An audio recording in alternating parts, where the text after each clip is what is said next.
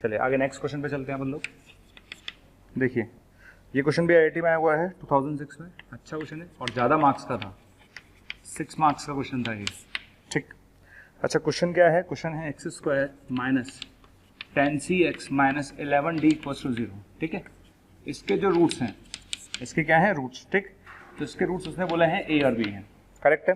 अच्छा x square minus 10ax minus 11b equals to 0 है ना, इसके जो रूट्स हैं वो क्या हैं? इसके रूट c और d हैं, है ना। तो इसके रूट a और b हैं, इसके रूट c और d हैं। वो आपसे चाहता क्या है ना, वो आपसे चाहता है a plus b plus c की वैल्यू बताइए। Then find value of a plus b plus c plus d, इसकी वैल्यू उसने पूछी थी।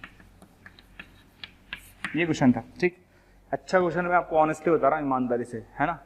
और आप चाहें तो एक काम करना, पहले इसको ट्राई कर लेना अपने हिसाब से। जैसे आपने क्वेश्चन देख लिया, देखते ही आप इसको रोक दो यहीं पर ही वीडियो को, और रोकने के बाद आप क्या करोगे, आप इसको एक काम करना, देखना चालू मतलब करना चालू कर दो। करेक्ट, तो आप इसको करना चालू करना, आपको समझ में आ जाएगा।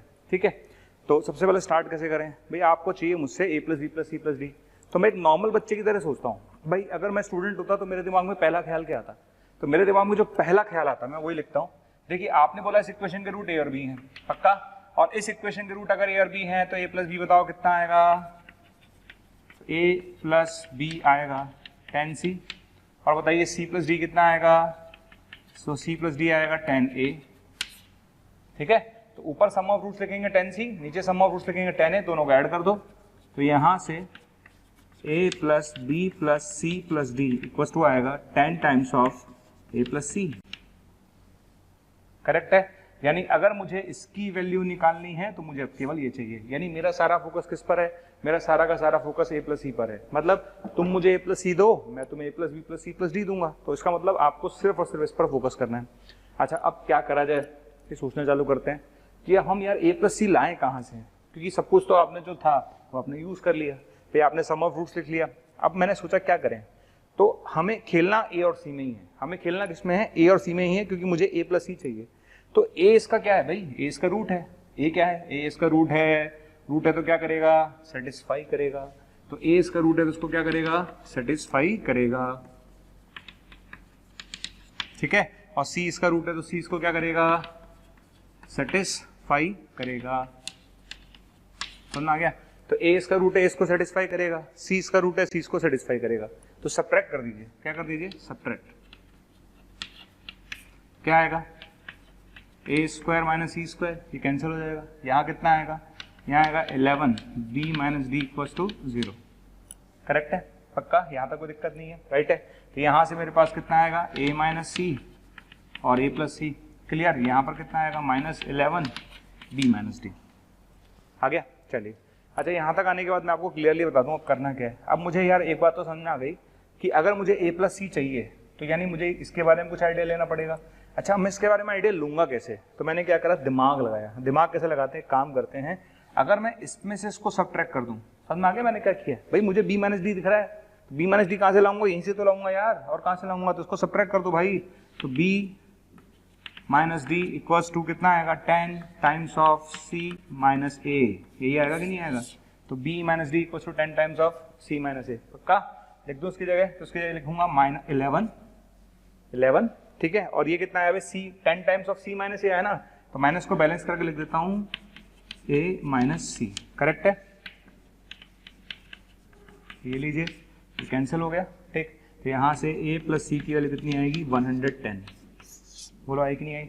आ गई। तो a प्लस सी की वैल्यू आ गई। हमें a प्लस सी ही चाहिए था, तो बस हमारा आंसर आ गया। करेक्ट है, क्लियर, कोई दिक्कत नहीं है। आप आराम से देख लो मैंने सबसे पहले क्या सोचा है। स्टार्टिंग सोचो भाई, ये वाली बात सारे बच्चे लिखेंगे, हर बच्चा जो एग्जाम दे रहा था उसने ये स्टेप लिखी होगी डेफिनेटली, इसमें 1% भी डाउट नहीं है। और उस बच्चे के दिमाग में ये भी आया होगा कि मुझे a प्लस सी चाहिए, लेकिन वो कैसे लाऊं? अरे भाई a उसका रूट है, सेटिस्फाई करेगा, c इसका रूट है, सेटिस्फाई करेगा, सब्ट्रैक्ट कर दिया, और जैसे ही सब्ट्रैक्ट करेगा तो ये चीज तेरे सामने आ जाएगी, है ना। a square minus c square plus 11b minus d equal to 0 आ गई। तो यहाँ से a minus c into a plus c equal to आएगा माइनस 11b माइनस डी। अब b माइनस डी कहाँ से लाऊं? तो बेटा इसमें से इसको सब्ट्रैक्ट करते हैं। समझ में आ गया? तो ये आएगा 10c माइनस a। अरे यार ये गड़बड़ कर दिया अपन ने। अच्छा यहाँ पर a माइनस सी भी तो आएगा। ओके, एक बहुत ही अच्छी बात है। अच्छा है, तभी तो कहते हैं क्वेश्चन को देख लेना चाहिए। a माइनस सी आएगा प्लस बी माइनस डी आएगा 10 टाइम्स ऑफ सी माइनस ए आएगा, ये उधर जाके बनेगा सी माइनस ए। ओके, यहाँ से बी माइनस डी आएगा बेटा 11 times of c minus a. Okay, ये लीजिए, बहुत ही अच्छी बात है, ये हमसे एक छोटी सी मिस्टेक हो गई थी। करेक्ट है, तो बी माइनस डी की वैल्यू बेटा 11 सी माइनस ए आएगी, तो बी माइनस डी की जगह आएगा 11 सी माइनस ए, और अगर इस माइनस को बैलेंस कर दूं तो 11 ए माइनस सी। करेक्ट, तो इसकी वैल्यू आएगी बेटा 121।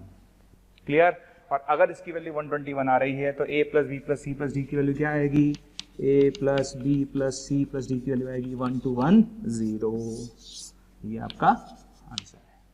ठीक है, समझ में आ गया, ये कैलकुलेशन वाला पार्ट क्लियर है भाई। इसमें से इसको सब्ट्रैक्ट किया तो एक छोटी सी मिस्टेक हमसे हो गई थी, हम a माइनस सी को लिखना भूल गए थे, और ये माइनस सी उधर जाके सी माइनस ए बन जाएगा, तो ये चीज यहाँ आएगी, और ये चीज उठा के अपन को यहाँ रखनी थी।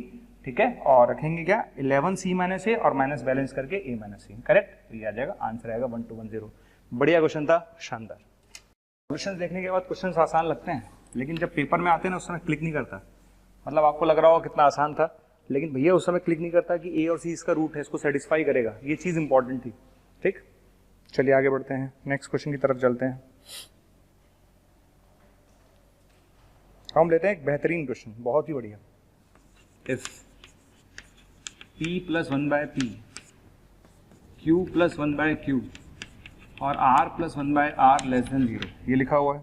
अच्छा, और ये भी लिखा हुआ है कि alpha equals to mod p by p plus mod q by q plus mod r by r, ये भी लिखा हुआ है, बहुत ही अच्छी बात है। उसने ये भी बोला है कि जो p q r हैं दे ऑल आर रियल और एक्सक्लूडिंग 0 को एक्सक्लूड कर देंगे, मतलब पी क्यू आर 0 नहीं हो सकते, वो तो ऑब्वियस ही बात है, अरे अपॉन में तो 0 कैसे होंगे। ठीक है, अच्छा, उस equation if equation x square plus m minus 2 into x minus n equals to 0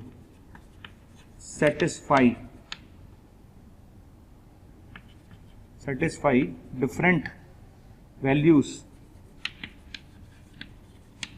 of alpha, then find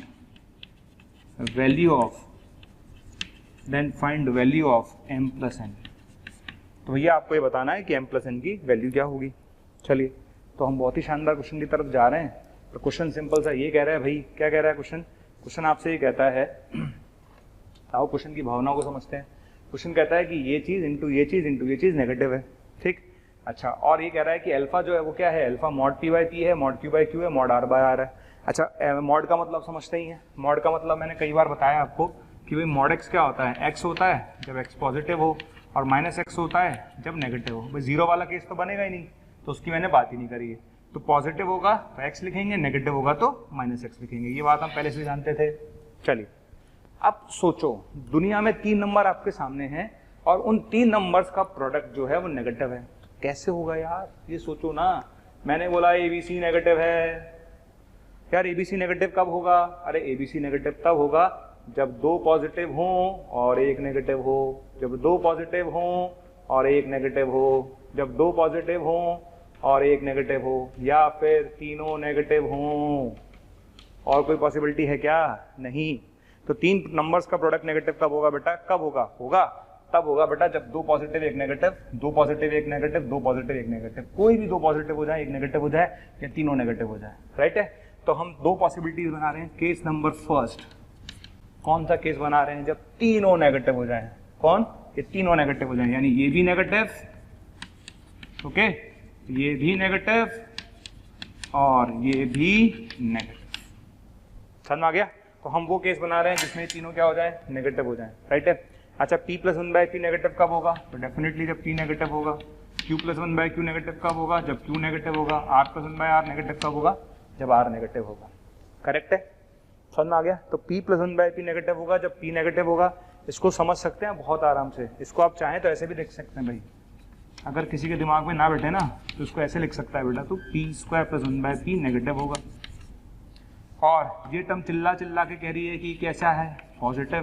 तो सब कुछ किस पे डिपेंड करेगा बेटा? p पे ही तो करेगा। इसका मतलब तुम नेगेटिव तो ओवरऑल नेगेटिव। करेक्ट। चलिए, तो केस नंबर फर्स्ट है जब तीनों नेगेटिव हैं। तो तीनों नेगेटिव कब होंगे? जब p नेगेटिव, q नेगेटिव और r नेगेटिव। अरे जब p नेगेटिव होगा तो मॉड p माइनस p होगा, मॉड q माइनस q होगा, और मॉड आर माइनस आर होगा। क्लियर है? इसको उठा के रख दो तो अल्फा कितना आएगा बताओ?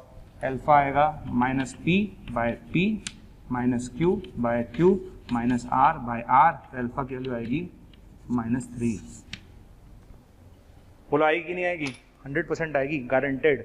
और अल्फा की वैल्यू -3 आएगी। ठीक है। अच्छा, उसने ये बोला है कि ये जो इक्वेशन है, this equation satisfy different values of alpha. तो एक अल्फा की वैल्यू तो -3 आ चुकी है। चलिए अब हम बनाते हैं केस नंबर 2। केस नंबर 2 के लिए थोड़ा सा जगह का अभाव है और बना लेते हैं। तो अल्फा ध्यान रखना -3 आ चुका है, मैं इसको साइड में लिख देता हूँ। अल्फा की वैल्यू -3 आ चुकी है। चलिए अब हम चलते हैं केस नंबर 2 पर। देखिए केस नंबर 2 क्या कहता है? केस नंबर 2 कहता है कोई भी दो पॉजिटिव हो जाए, कोई भी दो, इन तीन में से कोई दो पॉजिटिव और एक नेगेटिव। हमने लिखा ऊपर भी बड़ा बड़ा, हमने साफ साफ लिखा है कि दो पॉजिटिव एक नेगेटिव, दो पॉजिटिव एक नेगेटिव, दो पॉजिटिव एक नेगेटिव, कोई भी दो हो जाए। ठीक है, तो हम क्या बोल सकते हैं? Any two. कौन कौन से भाई? इन P + 1/P में, Q + 1/Q में और R + 1/R में। एनी टू कोई भी दो क्या हो जाए? Positive and the rest part is negative. क्या मेरी बात समझ में आ गई? अरे कोई भी दो पॉजिटिव कर दे भाई और एक नेगेटिव कर दे, इसका मतलब कोई भी दो ले लेते हैं।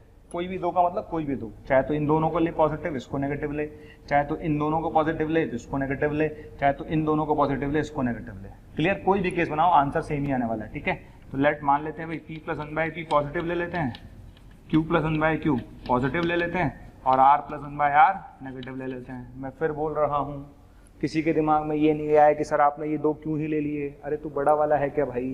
कह रहा हूँ ना कोई भी दो पॉजिटिव ले ले। ठीक है, तो बताओ ये क्या आएगा? P कैसा? पॉजिटिव, Q कैसा? पॉजिटिव और R कैसा? नेगेटिव। करेक्ट? अच्छा, P पॉजिटिव है तो मॉड P प्लस के साथ खुलेगा, तो P पॉजिटिव है तो mod P plus mod Q plus और mod R is -R। Sure? 100% sure है। चलिए तो बताइए अल्फा कितना आएगा? यहाँ से अल्फा आएगा मॉड P की जगह P/P1, मॉड Q की जगह Q/Q1 और मॉड R की जगह -R, तो -R/R 1। कितना आ गया अल्फा? 1। तो चलिए बताइए अल्फा की वैल्यू कौन कौन सी आ गई हैं? अल्फा की वैल्यू 1 और -3 आ चुकी हैं। आगे समझ में? तो यहाँ तक की पॉसिबिलिटीज क्लियर हैं, तो मैं आगे इस क्वेश्चन को प्रोसीड कर सकता हूँ। मुझे अल्फा की दो वैल्यू मिल चुकी हैं। अब आप मुझसे कह रहे हो, आपने मुझसे कहा है कि ये इक्वेशन अल्फा की डिफरेंट वैल्यूज को सेटिस्फाई करता है, तो चलिए रखते हैं। क्लियर है? तो अब मैं क्या करूंगा? अरे भाई क्या करूंगा? कुछ नहीं करूंगा, अल्फा इसको सेटिस्फाई कर रहा है तो अल्फा की जगह एक बार 1 रखूंगा और एक बार -3 रखूंगा। तो रखिए इसमें अल्फा, भाई अल्फा इसको सेटिस्फाई कर रहा है। ध्यान रखना, बेसिकली कह रहा है वो ये कह रहा है भाई अल्फा इसको सेटिस्फाई कर रहा है, इसका मतलब ये कहने का है उसका, वो ये कहना चाहता है आपसे। वो कह रहा है कि अल्फा इसको सेटिस्फाई करता है, ये कहना चाह रहा है वो आपसे। तो अल्फा की वैल्यू एक बार 1 रख दे, एक बार -3 रख दे। तो रखते हैं अल्फा की जगह 1 रखिए, आएगा 1 प्लस m - 2 -n बराबर 0। तो यहाँ से m - n की वैल्यू 1 आएगी। अब अल्फा की जगह क्या रखेंगे? -3 रखेंगे। कितना आएगा? 9। ओके, यहाँ से कितना आएगा? -3m + 6, यहाँ कितना आएगा? -9। तो 3m + n इक्वल्स टू कितना आएगा? 15। ये लीजिए आ गया। पता नहीं इसमें कोई डाउट है यार? यहाँ से अल्फा की वैल्यू रखी तो ये आया, अल्फा की वैल्यू -3 रखी तो ये आया। बस अब यहाँ से m और n निकाल लेते हैं। तो बताइए n दोनों को ऐड कर देते हैं। तो m ऐड करते ही बताइए m कितना आएगा? 4 आ गया। n कितना आएगा? 3। तो बताइए m + n कितना आएगा? 7। शानदार क्वेश्चन, बढ़िया। क्लियर है? तो इस क्वेश्चन का आंसर होगा 7। इंटीजर टाइप क्वेश्चन था, बढ़िया। तो आपका आंसर 7 आएगा। नेक्स्ट क्वेश्चन पे चलते हैं। इन ए ट्राइंगल PQR, है ना, इन ए ट्राइंगल PQR आपसे बोला गया कि एंगल जो R है वो 90 डिग्री है। ओके, और उसने बोला है कि tan P/2 and tan Q/2 are roots of equation ax² + bx + c = 0। Then ठीक है, आपके पास 4 ऑप्शंस हैं, a + b = c, b + c = a, c + a = b और चौथा ऑप्शन है नन ऑफ दीज। ओके, ये मैं कराऊंगा, इसके जैसा ही क्वेश्चन आपसे करवाऊंगा, ध्यान रखना है ना। ये क्वेश्चन मैं करा देता हूँ और इसके जैसा ही ये क्वेश्चन करवाऊंगा। चलिए स्टार्ट करते हैं। देखिए, आपने मुझसे बोला कि ट्राइंगल पी क्यू आर है, बोल दिया। उसने बोला कि ट्राइंगल पी क्यू आर का एक एंगल 90 डिग्री है। तो सिचुएशन समझ में आती है? क्या समझ में आती है भाई? कि ट्राइंगल पी क्यू आर मेरे पास है और उसकी एक सिचुएशन मुझे समझ में आती है कि एंगल 90 डिग्री है। ठीक, ये तो कॉमन सेंस है। अगर एक एंगल 90 डिग्री है तो बचे हुए दोनों एंगल्स क्या होंगे बेटा? बचे हुए दोनों एंगल्स का सम 90 डिग्री होगा। पक्का है? तो अगर एक एंगल 90 डिग्री है, इसका मतलब बचे हुए दोनों एंगल्स का सम 90 डिग्री होगा। पक्का? तो क्या मैं p/2 प्लस q/2 लिख सकता हूं 45 डिग्री? ठीक है। अब मेरे को दिख रहा है, आपको भी दिख रहा होगा क्या, कि आपने बोला है कि इस इक्वेशन के रूट 10 p/2 10 q/2 हैं। आप बोल रहे हो भाई, तो मुझे एक चीज समझ में आ गई कि अगर इस इक्वेशन के रूट 10 p/2 10 q/2 हैं तो सम ऑफ रूट्स बताओ कितना आएगा? -p/, आएगा। प्रोडक्ट ऑफ रूट्स कितना आएगा? तो प्रोडक्ट ऑफ रूट्स c/, आएगा। समझ आ गया? तो सम ऑफ रूट्स आएगा -b/a और प्रोडक्ट ऑफ रूट्स आएगा c/। श्योर है? सम ऑफ रूट्स आएगा -b/a और प्रोडक्ट ऑफ रूट्स आएगा c/। ठीक है। तो अब मैं दोनों तरफ 10 अप्लाई कर रहा हूं। क्या अप्लाई कर रहा हूं? 10।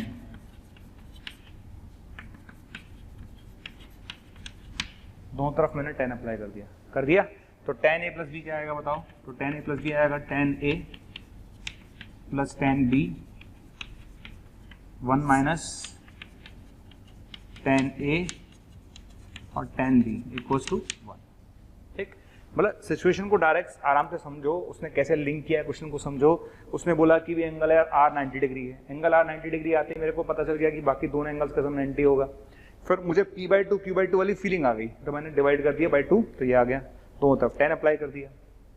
10a प्लस b हम जानते थे, और उसने बोला है कि 10 p/2 10 q/2 इसके रूट हैं। इसको क्या करेगा भाई? सेटिस्फाई करेगा। तो सम ऑफ रूट्स और प्रोडक्ट ऑफ रूट लिख लिया। उसका रख देते हैं, यहाँ पर रख दें तो कितना आएगा? -b/a upon 1 minus c/a equals to 1। तो यहाँ से आएगा -b equals to a minus c, यानी a plus b equals to c। a plus b equals to c। Correct है? तो मेरा आंसर क्या होगा? यस, मेरा आंसर होगा बेटा ए, फर्स्ट आंसर। चलो भाई लोगों, अब तुम्हें एक क्वेश्चन करना है। समझ में आ गया? ये क्वेश्चन आप लोगों को करना है, ध्यान रखना, अच्छे से पढ़ना क्वेश्चन और फिर स्टार्ट करना।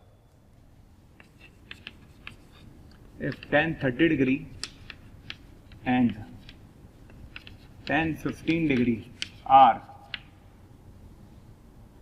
roots of equation x square minus px plus q equals to 0, then find value of p plus q plus 2। Integer type question मान लेते हैं। एग्जाम में आया हुआ क्वेश्चन है डेफिनेटली, है ना। पिछले वाला क्वेश्चन भी एग्जाम में आया हुआ था, है ना। अब आपको करना है सॉल्व। करिए। उसने बोला 10 30 and 10 15 are the roots of this equation, then आपको बताना है p प्लस q प्लस 2 की वैल्यू क्या होगी। भाई जिसको पिछला वाला क्वेश्चन समझ में आ गया उसके लिए तो कोई दिक्कत ही नहीं है। भाई अगर आपको पिछला वाला क्वेश्चन समझ में आता है तो इस क्वेश्चन में कहाँ तकलीफ है भाई? कोई तकलीफ ही नहीं है, राइट है। सोचो, उसी तरह से लिंक करना जैसे मैंने पिछली बार लिंक किया था। मैंने पिछले क्वेश्चन में कैसे लिंक किया? मैंने देखा p/2 प्लस q/2 45 आ रहा था। यहाँ पर सोचो p/2 क्या था? 10 p/2 10 q/2, तो p/2 प्लस q/2 क्या था? 45। कुछ फीलिंग यहाँ पर आ रही है? आ रही है कि नहीं आ रही है? 30 डिग्री एंड 15 डिग्री कुछ फीलिंग दे रहा हो शायद। इससे ज्यादा हिंट नहीं दे सकता, इससे ज्यादा हिंट नहीं दूंगा मैं। आपकी ईमानदारी भैया, जितनी ईमानदारी से करोगे उतना अच्छा है।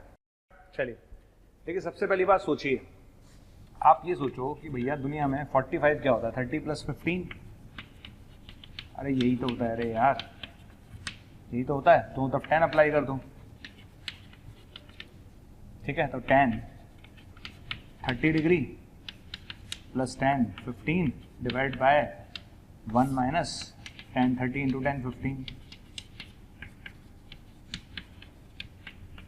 समझ आ गया? ऐसे लिख लेंगे, है ना। तो 10 30 and 10 15 are the roots of this equation. तो आपको बताना है p प्लस q प्लस 2 की वैल्यू क्या होगी। तो हमने ठीक है, हमें पता था भाई 45 को ऐसा लिख सकते हैं मैथ्स में, क्या दिक्कत आ रही है, लिख लिया अपन ने, दोनों तरफ 10 अप्लाई कर दिया। अब आप बोल रहे हो कि 10 30 और 10 15 इसके रूट्स हैं, भाई रूट्स हैं, तो सम ऑफ रूट्स बताओ कितना आएगा, ठीक है, तो सम ऑफ रूट्स कितना आएगा p, और प्रोडक्ट ऑफ रूट्स कितना आएगा, तो प्रोडक्ट ऑफ रूट्स आएगा q, समझ आ गया। तो भैया सम ऑफ रूट्स कितना आएगा p, प्रोडक्ट ऑफ रूट्स कितना आएगा q, और ये 1 है, तो 1 equals to p upon 1 minus q, तो p plus q equals to 1। आ गया, बस खत्म क्वेश्चन। क्वेश्चन भाई पिछले वाला क्वेश्चन जैसा ही तो फील दे रहा है भाई, अगर आपको पिछला वाला समझ में आ गया तो सेम ही क्वेश्चन है। पहले ये सोचो 30 और 15 में क्या लिंक है, तो 30 और 15 में लिंक है भाई 45 होता है, बस दोनों तरफ 10 ले लिया, आ गया। तो बताइए p प्लस q प्लस 2 कितना आएगा, तो p प्लस q प्लस 2 आएगा बेटा 1 प्लस 2 यानी 3, ये आपका आंसर है। Product of roots, product of roots of equation x square minus 2kx plus 2 e to the power sine के माइनस 1 इक्वल्स टू 7, ओके। तो आपको बताना है देन फाइंड के, राइट। ऐसा ही क्वेश्चन एक एडवांस में आया हुआ है, बहुत पुराना क्वेश्चन है, बहुत पुराना है ना। It's product of roots of equation x square minus 3kx plus 2 e की power 2 log k minus 1 equals to 0 is 7। then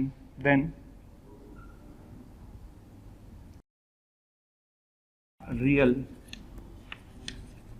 4k, ठीक है, ये लिख रखा है।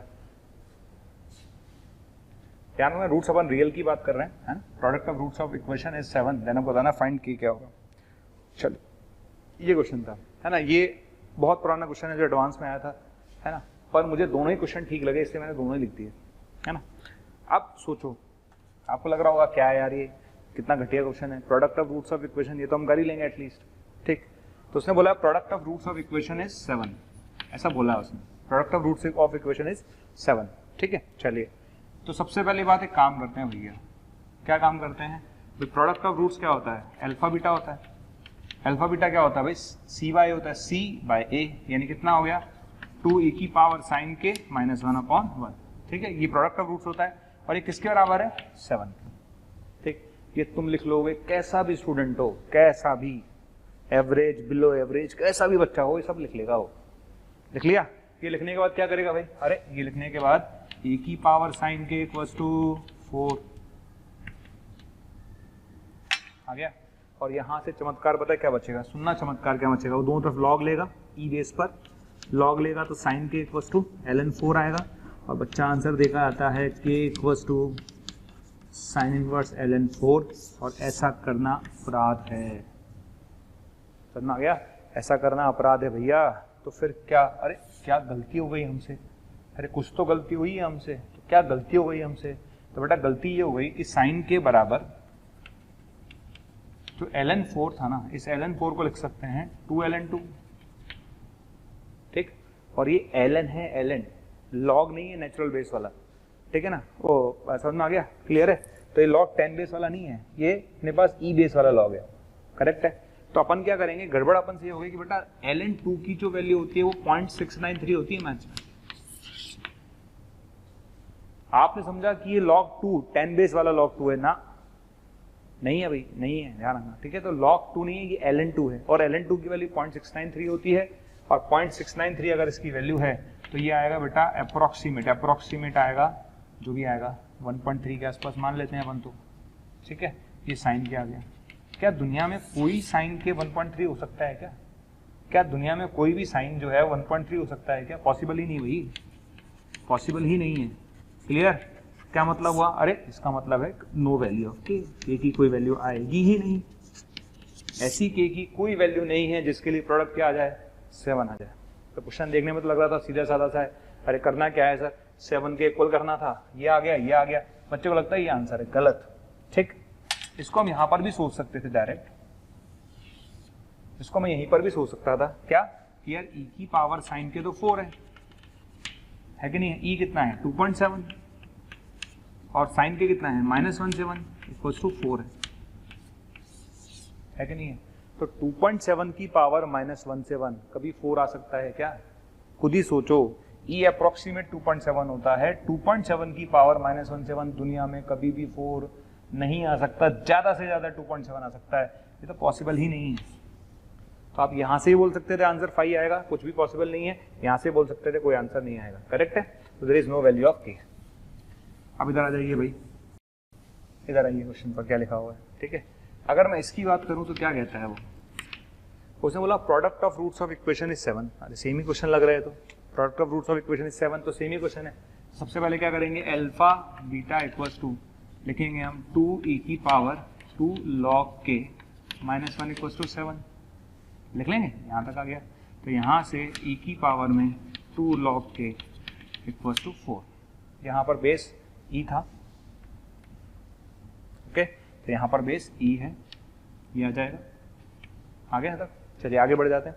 अच्छा, अब आगे सुनना आप, है ना? अब आगे सुनना क्या होगा कि भाई 2 की पावर में जाएगा, करेक्ट है, 2 की पावर में चला गया। ठीक, एक प्रॉपर्टी जब हम लॉग पढ़ाते हैं तो बाकायदा डराइव भी कराते हैं, सब बताते हैं आपको कि ये चीज़ दुनिया में x होती है बेटा, पढ़ाया जाता है आपको। अगर हमारे बेस की कंडीशंस पूरी हो रही हैं तो ये चीज़ x होती है कि नहीं होती है? तो e की पावर में log e इस तरह से लिखा हो तो इस एक्सप्रेशन को क्या लिख सकते हैं, k square equals to 4। Clear? तो ये चीज़ बराबर x होती है तो ये चीज़ बराबर k स्क्वायर बराबर 4 हो गई। अब गलती क्या हुई, आंसर बच्चे ने दे दिया ये बस, और इसीलिए अच्छा था भाई, उस टाइम के हिसाब से तो अच्छे रहा हो क्योंकि बहुत पुराना क्वेश्चन है, तो उस समय के हिसाब से देखा जाए तो बहुत अच्छा क्वेश्चन था क्योंकि k की 2 वैल्यू आ गई, बच्चा खुश होके करके आ गया। लेकिन भाई गड़बड़ क्या हुई, गड़बड़ ये हो गई कि तूने ध्यान नहीं दिया। क्या ध्यान नहीं दिया बेटा? लॉग के साथ k है, लॉग के साथ क्या है, k, और k must be positive, k must be positive. k कैसा होना चाहिए, पॉजिटिव होना चाहिए। तो आप ध्यान रखें, लॉग के साथ k है तो पहले ही लिख लेना चाहिए था k कैसा होना चाहिए भैया, पॉजिटिव होना चाहिए। तो क्या आंसर दूंगा, किसका आंसर 2 होगा, -2 नहीं होगा, इसलिए ये अच्छा है। और पिछले वाला क्यों अच्छा था वो आपको समझ में आई गया होगा, correct.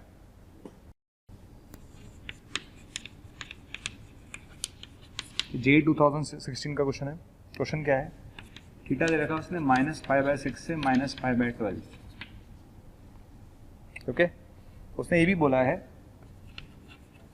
Suppose α1 and β1 are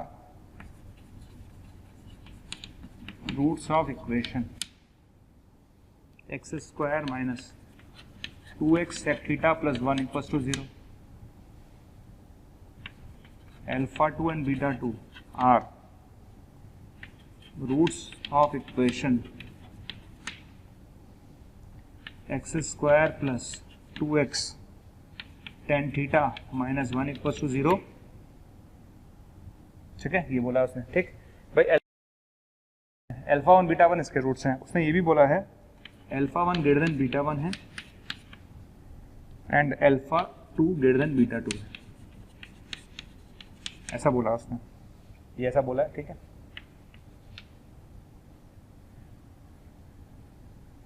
then क्या चाहता क्या है, देन वो आपसे चाहता है कि α1 प्लस β2 इक्वल्स किसके इक्वल होगा, किसके इक्वल होगा? ऑप्शंस आर, ठीक है? 2 times of sec theta minus tan theta. Second option मेरे पास है 2 sec थीटा। थर्ड ऑप्शन मेरे पास है माइनस का 2 tan थीटा और चौथा ऑप्शन है 0। ठीक है, तो 2 sec theta minus tan theta, 2 sec theta minus 2 tan theta और 0, 4 ऑप्शन अपने पास हैं। चलिए बढ़िया है ना, बढ़िया क्वेश्चन है, परफेक्ट। अब सोचते हैं, सोचो अब 2016 में है, मतलब लेटेस्ट ही क्वेश्चन है ये। क्वेश्चन दिया होगा तो कुछ सोचा होगा उन्होंने, है ना? अब वही कह रहा है यार कि α1 प्लस β2 चाहिए, ठीक?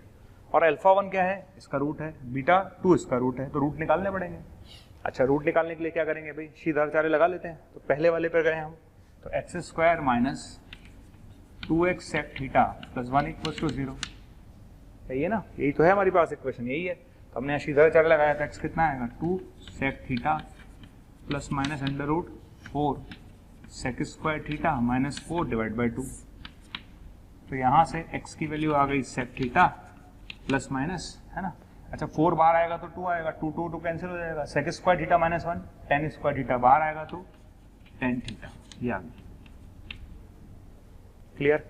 अब आप समझना इसमें क्या समझना है, इसमें दो रूट हैं, एक तो sec theta plus tan theta और दूसरा रूट है sec theta minus tan theta. आप समझना अच्छे से, खेल समझने का ही है। उसने बोला भाई कि यार ये बताओ कि इसके दो रूट हैं अल्फा 1 बीटा 1, तो डेफिनेटली इनमें से एक अल्फा 1 होगा एक बीटा 1 होगा। बात तो इस बात की नहीं है, लड़ाई इस बात की है कि अल्फा 1 बीटा 1 से बड़ा है, अल्फा 1 बीटा 1 से बड़ा है। तो इनमें जो बड़ा है, इन दोनों में से जो बड़ा होगा वो अल्फा 1 होगा और जो छोटा होगा वो बीटा 1 होगा।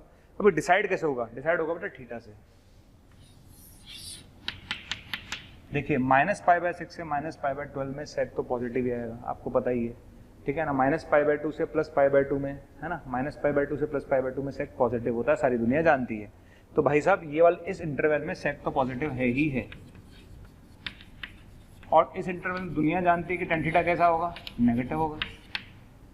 ठीक, इतना आपको पता होना चाहिए। If we are looking for IT, इतना तो आपको बेसिक पता होना चाहिए कि इस इंटरवल में सेक पॉजिटिव है और इस इंटरवल में टेन नेगेटिव है। तो बड़ा कौन हुआ भाई, आप सोचो, खुद सोचना कि सेक पॉजिटिव है, ये टर्म कैसी है, पॉजिटिव है, और ये टर्म कैसी है, नेगेटिव है। नेगेटिव के आगे क्या लगा हुआ है, नेगेटिव, नेगेटिव नेगेटिव बन गया पॉजिटिव, पॉजिटिव प्लस पॉजिटिव एक बड़ा नंबर आएगा, ठीक है। तो भैया तुम नेगेटिव हो, नेगेटिव के आगे नेगेटिव लगा हुआ है, तो negative negative positive, positive plus positive एक बड़ा नंबर आएगा। जबकि यहाँ positive minus negative, positive plus negative हो रहा है बेसिकली। तो पॉजिटिव में अगर नेगेटिव नंबर ऐड करूंगा, किसी भी पॉजिटिव नंबर में कोई भी नेगेटिव नंबर ऐड करोगे तो वैल्यू कम हो जाएगी, किसी भी पॉजिटिव नंबर में पॉजिटिव ही ऐड करोगे तो वैल्यू बढ़ जाएगी। तो बताइए अल्फा 1 कौन सा हुआ, बड़ा वाला। कौन सा बड़ा, बड़ा वाला। तो बड़ा कौन हुआ बेटा, तो अल्फा 1 हो गया ये। क्लियर। तो यहाँ से हमें जो समझ में आया वो ये आया कि मेरे पास गीता का जो सार है वो ये कहता है कि अल्फा 1 मेरे पास आ गया बेटा sec theta minus tan theta आ गया। अब आ जाइए दूसरे वाले पर, दूसरे वाले पे चले, चलिए दूसरे वाले पे शीधराचार्य लगाइए। अगर मैं इस पे शीधराचार्य लगाऊं तो x कितना आएगा, x आएगा माइनस का 2 tan थीटा आएगा ना, plus minus 4 tan square theta plus 4 आएगा, डिवाइड बाय 2 टूट जाएगा सब में से। तो x आएगा minus tan theta plus minus sec theta, correct है। चलिए आगे बढ़ जाते हैं। यहाँ से भी दो रूट आ गए, कौन कौन से आ गए, एक तो आ गया sec theta minus tan theta plus minus ये तो आएगा ही, एक आ गया माइनस सेक थीटा और माइनस टेन थीटा आ गए। अब एक मैथ्स में एक वर्ड होता है कॉमन सेंस। क्या होता है कॉमन सेंस, ठीक है। कॉमन सेंस क्या होता है यार, अब तो दिख गया होगा भाई कौन बड़ा है कौन छोटा है। कैसे दिख गया सर, अरे दिख गया ना भाई, कैसे दिखा, अरे ये टर्म पॉजिटिव है और ये टर्म नेगेटिव है, पॉजिटिव नेगेटिव और नेगेटिव, ठीक है। Positive plus positive becomes positive, higher number पे जाएगा, हायर जाएगा। जबकि यहाँ पर क्या हो रहा है, अरे यहाँ पर भैया ये तो पॉजिटिव हो गया लेकिन ये तो नेगेटिव है, ठीक है, समझ में आ गया। ये तो पॉजिटिव हो गया लेकिन ये नंबर तो नेगेटिव है, तो वैल्यू कम आएगी और यहाँ पर वैल्यू ज्यादा आएगी। क्यों, इसलिए ज्यादा आएगी बेटा क्योंकि ये पॉजिटिव था ये नेगेटिव था, negative negative positive overall positive. तो ये बड़ा नंबर है, छोटा नंबर है, यानी बड़ा वाला कौन है भाई, बड़ा वाला अल्फा 2 है। तो तुम कौन हो, अल्फा 2, तुम कौन हो, बीटा 2, ठीक। तो आपको चाहिए बीटा 2, करेक्ट। तो आइए बीटा 2 लिख लेते हैं। बीटा 2 क्या आएगा बेटा, माइनस सेक थीटा और माइनस टेन थीटा, करेक्ट है। क्या आ जाएगा, दोनों को ऐड कर देते हैं। तो अल्फा 1 प्लस बीटा 2 बराबर आएगा माइनस का 2 tan थीटा। यही आपका आंसर है, correct. C is the correct answer. कौन सा आंसर आएगा, सी। तो C is the correct answer, ठीक। बढ़िया क्वेश्चन था, शानदार। इसके आगे चलते हैं अपन लोग, है ना।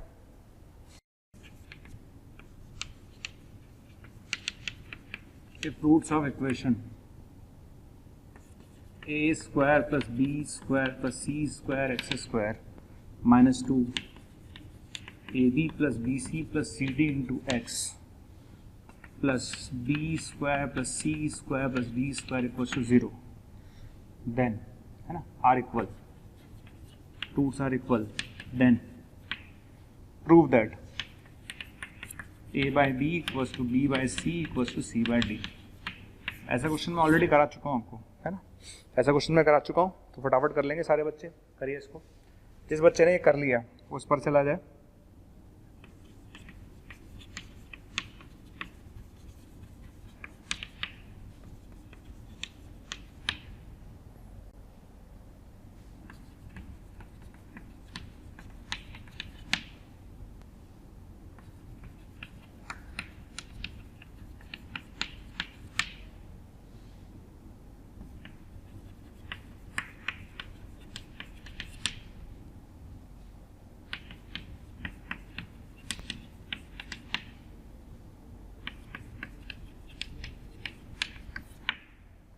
ठीक है, क्वेश्चन ये है अपने पास। देखिए पहला क्वेश्चन क्या है, पहला क्वेश्चन कहता है कि इस इक्वेशन के रूट जो है वो इक्वल हैं। तो ऐसा क्वेश्चन अपन ने पहले किया हुआ है कि अगर किसी क्वाड्रेटिक इक्वेशन के रूट्स इक्वल है तो अपन को क्या करना है, तो वो काम तो आप कर लोगे, है ना। ये हर बच्चे का होना चाहिए, जो भी बच्चा है, हर बच्चे का ये क्वेश्चन होना चाहिए कि अगर मैं आपसे बोल रहा हूँ कि इस क्वाड्रेटिक इक्वेशन के रूट्स इक्वल है तो मुझे क्या करना है। तो अगर इस क्वाड्रेटिक इक्वेशन के रूट्स इक्वल है तो आपको पता होना चाहिए क्या शर्त होती है, राइट। दूसरा क्वेश्चन मेरे पास ये है, उसने बोला कि अल्फा बीटा इस इक्वेशन के रूट हैं, ठीक।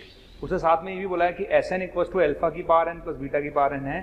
तो आपको बताना है a s 2015 b s 2014 plus c s 2013 की वैल्यू क्या होगी, ये आपसे पूछा जा रहा है, करेक्ट है।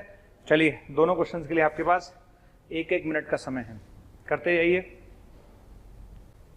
क्लियर, मैं बताता हूँ कैसे करेंगे। मेथड नंबर फर्स्ट, ये आपकी ईमानदारी, ध्यान रखना। मेथड नंबर फर्स्ट, ये आपकी ईमानदारी है कि अगर किसी क्वाड्रेटिक इक्वेशन के रूट्स इक्वल होते हैं तो मेरे मन में पहला ख्याल आता है कि डी 0 कर दो। ऐसा क्वेश्चन मैं ऑलरेडी करा चुका हूँ 2 के लिए, 3 के लिए नहीं कराया था मैंने, 2 के लिए करा चुका हूँ ऐसा क्वेश्चन, ए स्क्वायर एक्स स्क्वायर वाला याद करो आप, ठीक है। तो आप बोल रहे हो कि अगर इस क्वाड्रेटिक इक्वेशन के रूट्स इक्वल हैं तो क्या करूंगा, अरे कुछ नहीं करना बेटा, डी 0 कर देना, आंसर आ जाएगा। दूसरा तरीका उस समय भी सिखाया था, फिर सिखा रहा हूँ, ध्यान से देखना, फिर सिखा रहा हूँ, दोबारा देखो, ध्यान रखना। ए स्क्वायर एक्स स्क्वायर दिख रहा है, बिल्कुल दिख रहा होगा, माइनस का 2ab एक्स दिख रहा है, बिल्कुल दिख रहा होगा, और बी स्क्वायर दिख रहा होगा, A square x square minus 2ab X plus B square, ठीक है। A square x square minus 2ab X plus B square क्या बन गया, ए एक्स माइनस बी का होल स्क्वायर। आगे बढ़े, B square x square minus 2bc X plus सी square, बताओ क्या बन गया, बी एक्स माइनस सी का होल स्क्वायर। समझ में आ गया, श्योर है, ठीक है। और लास्ट वाला क्या आता है, लास्ट वाला आता है बेटा, लास्ट वाला क्या आता है, लास्ट वाला आता है C square x square minus 2 C D X plus D square, है ना। तो क्या बन जाएगा, लास्ट वाला बनेगा बेटा सी एक्स माइनस डी का होल स्क्वायर इक्वल टू 0। समझ में आ गया। तो ये चीज हमारे पास आ गई। अब 3 स्क्वायर्स का सम 0 कब होगा, अरे यार 3 स्क्वायर्स का सम 0 तभी हो सकता है जब तीनों एक साथ 0, राइट है। तो 3 स्क्वायर्स का सम 0 तभी होगा जब तीनों एक साथ 0 हो। तो भैया ये भी 0 होना चाहिए, ये भी 0 होना चाहिए और ये भी 0 होना चाहिए, तो इसको 0 कर देते हैं।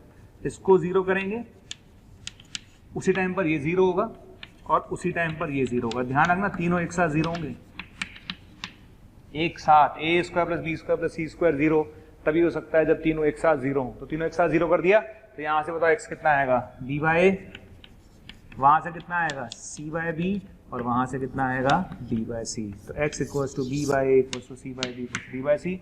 या तो आप ऐसे लिखें या उल्टा करके लिख दो, अरे यार B bye C bye B D by C, या फिर ए बाय बी बी बाय सी और सी बाय डी, एक ही बात है। अरे यार ऐसा लिख ले या ऐसा लिख ले, एक ही बात है। और यही प्रूव करने के लिए मैंने बोला था, करेक्ट। चलिए अब बात करते हैं इस क्वेश्चन की। देखो, जिस बच्चे ने ये क्वेश्चन नहीं किया ना भैया, तो मैं तो उसको यही कहूंगा कि तेरे को इतने क्वेश्चन मैंने अब तक करा दिए क्वाड्रेटिक स्टार्ट होने के बाद, अगर तूने अब भी ऐसा क्वेश्चन नहीं किया तो गड़बड़ है तेरे अंदर। हर बच्चे से होना चाहिए था जो पुराने लेक्चर्स देख चुका है। अगर आपने पुराने लेक्चर्स देख लिए हैं फिर आपसे हर हालत में क्वेश्चन होना चाहिए। समझ में आ गया, नहीं हो रहा है इसका मतलब कुछ गड़बड़ है, यानी आपका कॉन्सेंट्रेशन लेवल अच्छा नहीं है या आपके कॉन्सेप्ट में गड़बड़ है, राइट। चलिए इधर आ जाइए, अब इधर आओ भैया, इस क्वेश्चन पे चलते हैं। इस क्वेश्चन में कहता है कि अल्फा बीटा इस इक्वेशन के रूट हैं और ये लिखा हुआ है, तो आपको बताना ये क्या होगा। सबसे पहली बात, कितने लोग कनेक्ट कर पाए, क्या कनेक्ट कर पाए, अरे यार यहाँ n है तो यहाँ n है, यहाँ 2000 होगा तो यहाँ 2000 होगा, यहाँ 2012 होगा तो 2012 होगा, 2015 होगा तो 2015 होगा, है ना, समझ में आ रहा है कि नहीं आ रहा।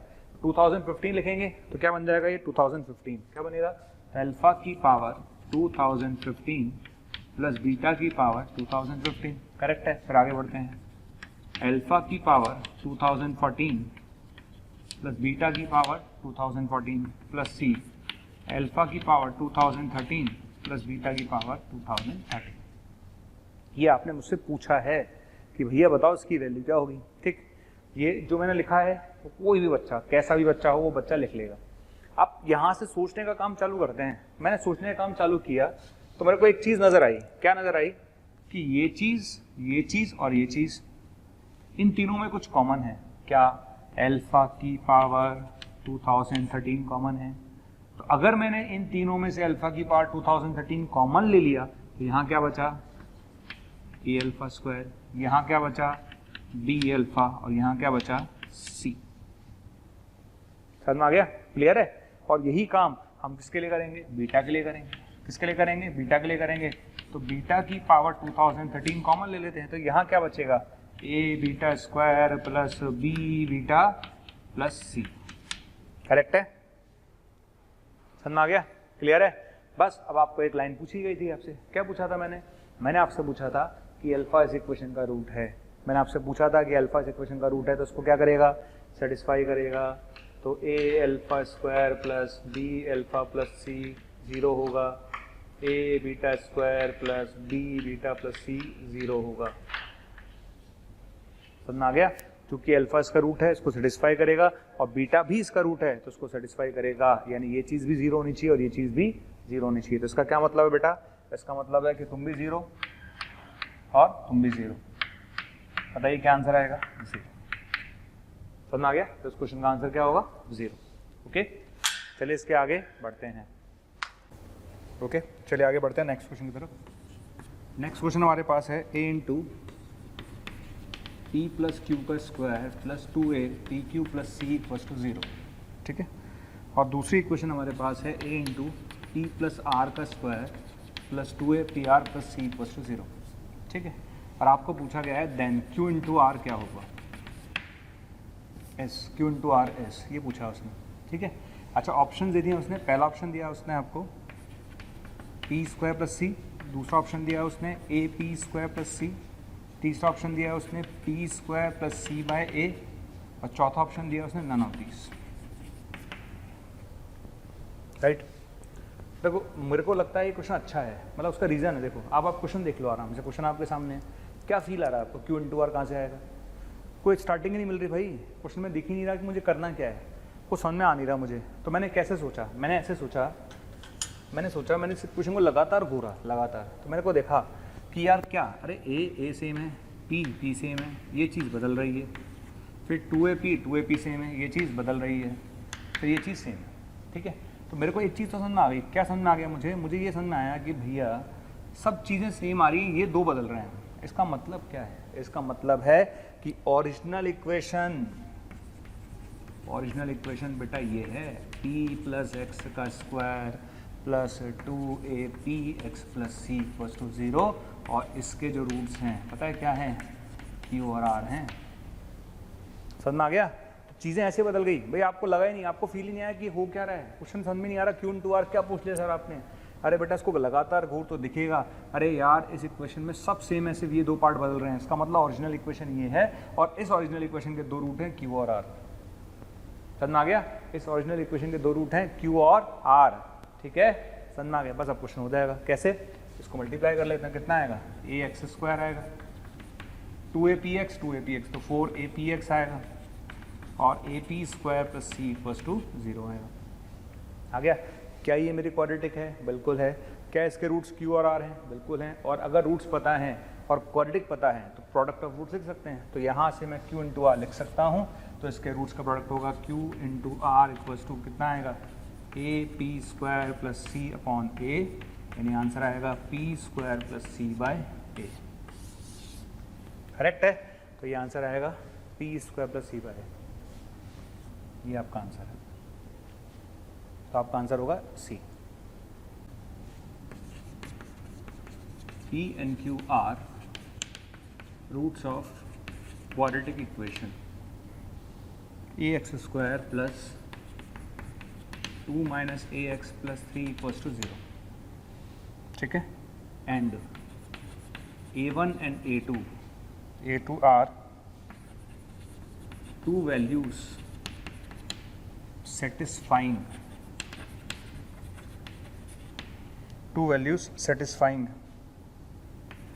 p by q plus q by p equals to 2/3. Okay, आपको बताना है find the value of a1 by a2 square plus a2 by a1 square. बढ़िया क्वेश्चन। ठीक है, मेरे पास क्वेश्चन क्या है, p, q are the roots of quadratic equation. भाई p और q इसके रूट्स हैं। ठीक है, और a1 a2 are two values of satisfying this equation. ठीक, यहाँ से जो इक्वेशन बनेगी उस इक्वेशन के दो वैल्यूज होंगी a1 और a2 जो उसको सेटिस्फाई करेंगी। आपसे पूछा इसकी वैल्यू क्या होगी, राइट? अच्छा देखो, सिंपल सा क्वेश्चन है, मुझे तो कोई इसमें रॉकेट साइंस नज़र आ नहीं रही है, आपको भी नज़र नहीं आ रही होगी। भाई आपने मुझे डाटा दे रखा है ना, तो सबसे पहले मैंने क्या किया, सबसे पहले आपने मुझे एक डाटा दे रखा है, उसको लिख लिया मैंने p square plus q square upon p q equals to 2/3। कोई दिक्कत नहीं है, सारे बच्चे लिख लेंगे। ठीक है, p square plus q square को क्या लिख सकते हैं, पी प्लस क्यू का whole square minus 2pq equal to p q और 2/3। ठीक, तो यहाँ से आएगा 3p प्लस क्यू का होल स्क्वायर इक्वल्स टू 2 और 6 8pq आ जाएगा। नॉर्मल क्वेश्चन है, बिल्कुल नॉर्मल, उसमें कोई रॉकेट साइंस नहीं आ जाएगा। क्लियर? अब आप क्या करेंगे भाई, कुछ नहीं करना, p और q उसके रूट हैं, और अगर p और q रूट हैं तो बताइए सम ऑफ रूट्स कितना होगा, -2 माइनस a बाय a यानी a माइनस 2/a। क्लियर? बताइए प्रोडक्ट ऑफ रूट्स क्या होगा, प्रोडक्ट ऑफ रूट्स होगा 3/a। डेफिनेटली यहाँ पर लिख देता हूँ मैं, a0 नहीं है, ये तो अंडरस्टूड होता है फिर भी।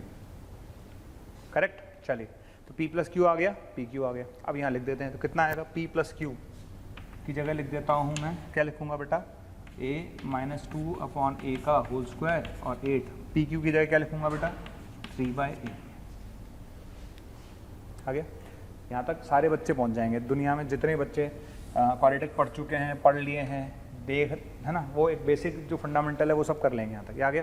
कितना आ जाएगा यहाँ से, एक ए से ये कैंसिल हो जाएगा, है ना, तो एक ए से एक ए कैंसिल हो जाएगा क्योंकि ए 0 नहीं हो सकता, तो ऑब्वियस सी बात है। तो कितना आएगा, 3a square minus 4a plus 4, ये 24 आएगा। ठीक है, आप समझ में आ गया होगा मैं क्या कहना चाह रहा हूँ, ये ए से कैंसिल हो तो ए उधर चला जाएगा, तो कितना आएगा, 3a square minus 12a plus 12 equals to 24a। ठीक, तो कितना आएगा यहाँ से, 3a स्क्वायर, ठीक है, माइनस का 36a प्लस 12 इक्वल्स टू 0, तो यह आएगा a square minus 12a plus 4 equals to 0। ये आपकी इक्वेशन बन गई। ठीक है, मतलब कुछ नहीं किया मैंने, मैं चलता गया, बस मेरे को एक इक्वेशन आपने दे रखी थी, उस इक्वेशन में मैंने सब डाटा रखे हैं, ये इक्वेशन बन गई। और उसने साफ बोला है कि a1 और a2 इसको सेटिस्फाई कर रहे हैं, तो इसका मतलब क्या है भाई, इसका मतलब है कि a1 और a2 इसके रूट हैं। सिंपल सी बात है, a में क्वाड्रेटिक है, इसके दो रूट हैं a1 और a2। तो आप बताइए a1 प्लस a2 कितना आ गया, 12, a1 a2 कितना आ गया, 4। करेक्ट? आया कि नहीं है? आ गया। अब आपने मुझसे क्या पूछा है, आपने पूछा है a1 by a2 square plus a21 by a1 square, तो बेटा ये आ गया a1 cube plus a2 cube divide by a1 a2 का होल स्क्वायर। क्लियर? और a cube plus b cube मैं निकालना सिखा चुका हूँ आपको, तो a cube plus b cube क्या होगा, a प्लस बी का whole cube minus 3ab a plus b divide by a1 a2 का होल स्क्वायर। आ गया? चलिए, तो ये 12 है ना भाई, यहाँ पर 12 रख देते हैं, 12 का क्यूब माइनस 3, a1 a2 कितना आएगा 4, a1 प्लस a2 कितना आएगा 12, और नीचे कितना आएगा 12 का होल स्क्वायर। आ गया? तो 12 कॉमन लेकर उड़ा दो यहाँ से, 12 यहाँ से उड़ा दो, कितना आएगा 144 माइनस 12 अपॉन 12, क्लियर। तो 12 बार उड़ा दो, कितना आ जाएगा 12 माइनस 1, राइट है। तो इसका आंसर 11 आ रहा है यार, कुछ गड़बड़ की है हमने कैलकुलेशन में, एक बार कैलकुलेशन चेक कर लेते हैं, ठीक है। a1 प्लस a2 का whole cube minus 3a1 a2 a1 plus a2, ये करेक्ट है, हमने सही लिखा है ना। यहाँ तक आने के बाद a1 प्लस a2 की वैल्यू कितनी आई थी हमारी 12, तो 12 का क्यूब हो गया माइनस 3 इंटू ये आ जाएगा। अच्छा 12 हमने कॉमन लेकर उड़ा दिया, तो ये 12 का स्क्वायर बचेगा 144 माइनस 12, ये कितना आएगा 144 माइनस 12 कितना होता है, ये आ जाएगा बेटा 132 डिवाइड बाई 12, तो आंसर 11 आ रहा है इसका। तो इस क्वेश्चन में मुझे कुछ गड़बड़ लग रही है, कहीं ना कहीं कैलकुलेशन मिस्टेक कर दिया मैंने। तो a1 प्लस, अरे यार a1 a2 गड़बड़ कर दिया ना यार अपन ने, a1 a2 तो बेटा 4 आएगा ना, a1 a2 की जगह तो 4 रखना था, ये गड़बड़ हो गई अपन से, 16 आएगा ये, ठीक है, छोटी सी कैलकुलेशन मिस्टेक।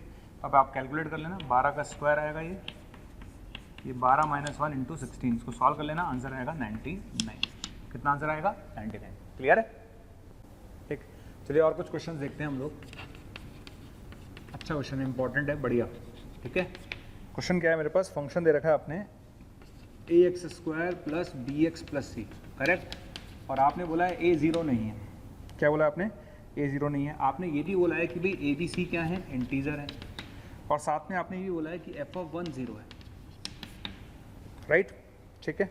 इसके अलावा उसने दो डाटा और दिए हैं, क्या दिया है कि f7 की वैल्यू 50 से 60 के बीच में है, और f8 की वैल्यू जो है वो 50 से 70 से और 80 के बीच में है, ठीक। तो f7 की वैल्यू 50 से 60 के बीच में है और f8 की वैल्यू 70 से 80 के बीच में है, तो आपको बताना क्या है, आपको बताना है f ऑफ 10, क्या बताना है f ऑफ 10, समझ आ गया। तो आप क्वेश्चन को समझ लो, क्वेश्चन में क्या कह रहा है, वो कह रहा है एक फंक्शन है अपने पास ए बी सी इंटीजर है, f ऑफ 1 0 है, और ये दो डाटा आपको दे रखे हैं, आपसे पूछा f ऑफ 10 कैसे आएगा। अब सबसे पहली बात सोचो यार, मैं फंक्शन निकाले बिना 10 पे वैल्यू कैसे निकालूंगा, यानी मुझे फंक्शन निकालना पड़ेगा। अच्छा फंक्शन निकालने के लिए क्या चाहिए मुझे, फंक्शन निकालने के लिए मुझे ए बी सी चाहिए, यानी सबसे पहले मुझे क्या फाइंड आउट करना है, सबसे पहले मुझे a b c find out करना है, राइट। तो देखिए क्या करेंगे, फर्स्ट ऑफ ऑल आपने बोला है कि f1 0 है, f1 0 इसका क्या मतलब है भाई, a plus b plus C 0 है, करेक्ट, आगे बढ़ जाओ। अच्छा आपने बोला है कि f ऑफ 7 की वैल्यू 50 से 60 के बीच में है, f ऑफ 7 रख दो यहाँ पर 7, f ऑफ 7 कितना आएगा, तो f ऑफ 7 आएगा 50, f ऑफ 7 रख देते हैं, कितना आएगा 49a plus 7b plus c, और यहाँ लिखा हुआ बेटा 60, करेक्ट है भाई। तीन डाटा हैं और तीन ही अननोन है, तो आप तीनों डाटा का यूज़ करके अननोन निकाल लो, और एक बार फंक्शन निकल गया फिर क्वेश्चन सॉल्व हो जाएगा। अच्छा क्या है जो भी देखेंगे हम वो अच्छा है, देखते हैं क्या है। अच्छा यहाँ तक आ गया, अब क्या करते हैं, ये 48a लिख लेते हैं, ये 6b लिख लेते हैं, और a plus b plus c लिख लेते हैं, और ये भाई साहब 0 है कि नहीं है, a plus b plus c 0 है। आगे बढ़ जाते हैं, ठीक है। अच्छा यहाँ तक आने के बाद क्या करेंगे, ये दिख रहा है आपको, इसमें 6 कॉमन आ रहा है, कितना कॉमन आ रहा है 6, तो 6 जो कॉमन आएगा उसको मतलब इसको 6 से डिवाइड कर दो, इसको भी 6 से डिवाइड कर दो, राइट है। तो 6 से इसको डिवाइड कर देते हैं, 50/6 कितना होगा 8.3 के आसपास आएगा, 8.3 आ जाएगा, करेक्ट है। अच्छा ये कितना आएगा 8a प्लस b आएगा, इधर आ जाइए 10 आ जाएगा, ठीक। तो 6 से आप इसको डिवाइड कर दीजिए, 6 से आप इसको डिवाइड कर दीजिए, आ जाएगा। और आपने साफ बोला है भाई a इंटीजर है, b इंटीजर है, c इंटीजर है, साफ बोला है आपने क्वेश्चन में, a b c इंटीजर हैं, और integer plus integer is always integer, clear. तो चूंकि एक इंटीजर टर्म है, ये भी एक इंटीजर टर्म है, तो दोनों का सम भी इंटीजर आएगा। तो 8.3 से लेकर 10 के बीच में केवल और केवल एक ही इंटीजर आता है, वो है 9, वो है 9, समझ आ गया, वो है 9। तो ये चीज़ बेटा किसके बराबर हो गई, ये चीज़ 9 के बराबर हो गई, करेक्ट। अब आप थर्ड कंडीशन पे जाइए, थर्ड कंडीशन कहती है कि 70 से लेकर 80 के बीच में है, तो 70 f ऑफ 8 मतलब 8 रख दीजिए, कितना आएगा 64a plus 8b plus c और लेस देन 8, ये लेस देन 80 आ गया, ठीक है। वापस मैं क्या करूँगा, वही करूँगा जो पिछली बार किया था, 63a प्लस 7b को अलग कर लो, plus a plus b plus c को अलग कर लो, और ये चीज़ 0 है कि नहीं, बिल्कुल है, पक्का। अच्छा इसमें से कुछ कॉमन आ रहा है, 7 कॉमन आ रहा है। कितना कॉमन आ रहा है? 7। तो 7 से इसको डिवाइड कर दीजिए, 7 से इसको डिवाइड कर दीजिए। तो 7 से इसको डिवाइड करेंगे तो 10 आएगा, और 7 से इसको डिवाइड करेंगे तो कितना आएगा? 11 पॉइंट, है ना भाई, 11.33 बचेगा ना। 3 का मतलब कितना हो? 30, तो जो भी आएगा 0.4 ये आ जाएगा। करेक्ट, ये आ जाएगा। अब आपको क्या चाहिए? वापस आप सोचो, अरे भाई सीधी सी बात है, आप बोल रहे हो ए और बी इंटीजर है, आपने बोला है क्वेश्चन में ए और बी इंटीजर है, और अगर ए और बी इंटीजर है इसका मतलब ये भी क्या होगा? इंटीजर होगा। तो 10 से लेकर और 11.4 के बीच में केवल एक ही इंटीजर आता है, 11, राइट है। तो 9a plus b equals to क्या आ गया? 11। क्वेश्चन मैं नहीं कहता कि बहुत टफ क्वेश्चन है, लेकिन एक एवरेज बच्चे और उससे अपर लेवल के बच्चे का क्वेश्चन है। क्यों? क्योंकि उसे सोचना पड़ेगा। क्या सोचना पड़ेगा? कि यार इसके आगे मैं क्या लिखूं। तो बच्चा सोच पाएगा जब उसको पता चलेगा कि ए और बी इंटीजर है। अगर ए और बी इंटीजर है तो बेटा इनका सम भी इंटीजर होगा। 8.3 से लेकर 10 के बीच में कौन सा इंटीजर? 9, तो 9 लिख, ठीक है। 10 से लेकर 11.4 के बीच में इंटीजर 11, तो 11 लिख। क्लियर? इसको सॉल्व कर लेते हैं, कर लेंगे। तो इक्वेशन नंबर 3 में से सेकंड को सब्ट्रैक्ट कर लेते हैं। 3 में से सेकंड को सब्ट्रैक्ट कर लो तो ए आएगा बेटा 2। ए कितना आएगा? 2। आगे ए केवल 2, ए केवल 2 रख दो, बी कितना आएगा? -7। क्लियर है? तो ए केवल 2 रख दो तो बी कितना आएगा बेटा? -7। अच्छा, ए आ गया, बी आ गया, सी निकाल लेंगे यहाँ से। सी कितना आएगा? सी आएगा बेटा 5। ओके, तो ये आ जाएगा अपने पास। तो बस फंक्शन आ गया आपके पास। फंक्शन बताइए क्या आ गया? फंक्शन आ गया ax², ठीक है, -bx + c।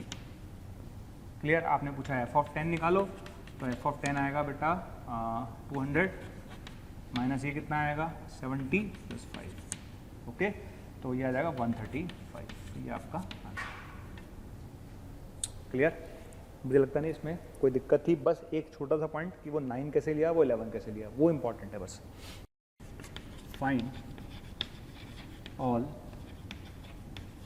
Integral values of a for which quadratic equation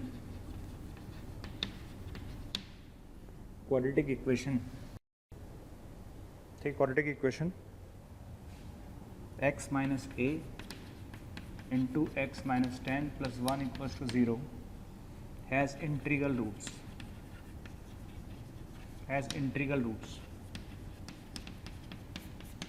question ये है अपना, ठीक है। ओके, पहले पढ़ लो, समझ लो, अच्छा है क्वेश्चन, बढ़िया क्वेश्चन है ना। Find all integral values of a for which this quadratic equation has integral roots, है ना। वो आपसे बोल रहा है कि इस इक्वेशन के रूट्स इंटीग्रल हैं। अच्छा, एक चीज़ सोचो, है ना, पहले ये सोचो, आपसे पूछा क्या है? ऑल इंटीग्रल वैल्यूज ऑफ ए, यानी मेरा सबसे पहला जो फोकस है वो ये है कि ए इंटीजर होना चाहिए। तो मेरा फर्स्ट फोकस है दैट इज कि ए मस्ट बी एन इंटीजर। मुझे इंटीजर से मतलब है, बाकी पार्ट से मतलब नहीं है। एक मुझे एक ही इंटीग्रल वैल्यू चाहिए, राइट। अच्छा, दूसरा आपने मुझसे बोला है, आपने ये भी बोला है कि this quadratic equation has integral roots. Integral roots है, इसका मतलब क्या हुआ? एक्स इंटीजर हो गया भाई। इस क्वाड्रेटिक इक्वेशन के जो दो रूट आएंगे, दो रूट जो एक्स आएंगे, जो निकल कर आएगा एक्स, वो इंटीजर होना है। वो बोल रहा है इंटीग्रल रूट्स हैं, राइट। तो दो चीज़ समझ में आ गई, एक तो एक्स इंटीजर है पहली बात, और एक ही इंटीग्रल वैल्यूज की ही बात करनी है। तो हमने क्या किया? सोचो, सबसे पहले मैंने इसको लिखा, कैसे लिखा?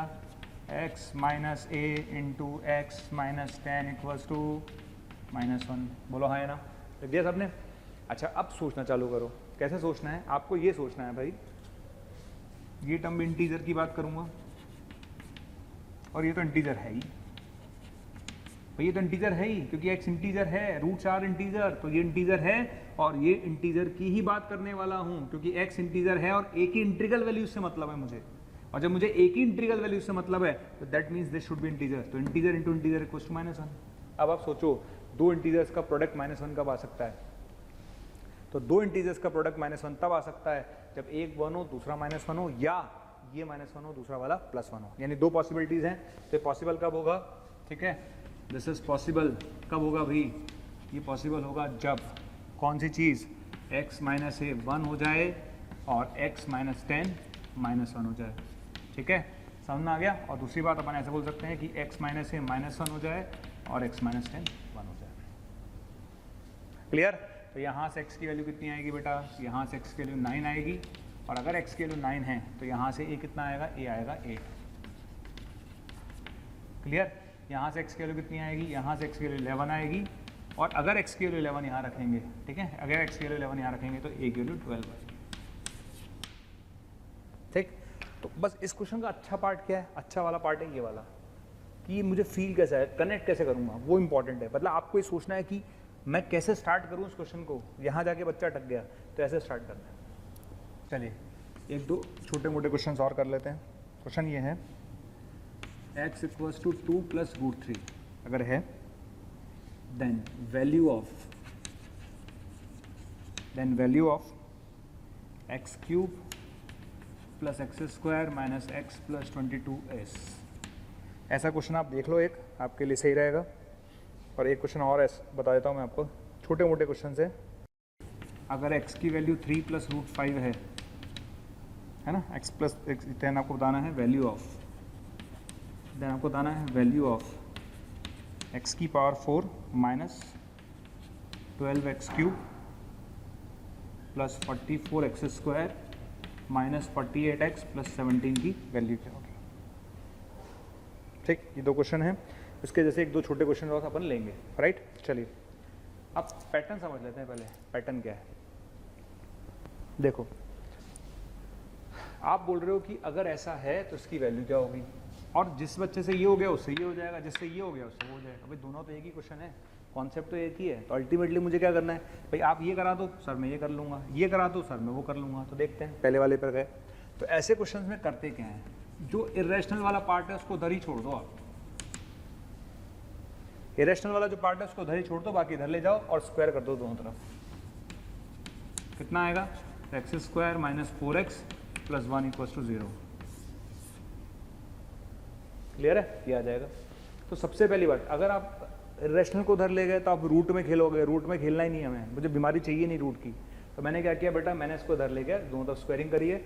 स्क्वायरिंग करने के बाद x² - 4x + 4 आएगा, इधर 3 आएगा, तो ये डायरेक्ट बन जाएगा। अब करना क्या है, अब आपको क्या करना है, इस एक्सप्रेशन की वैल्यू चाहिए।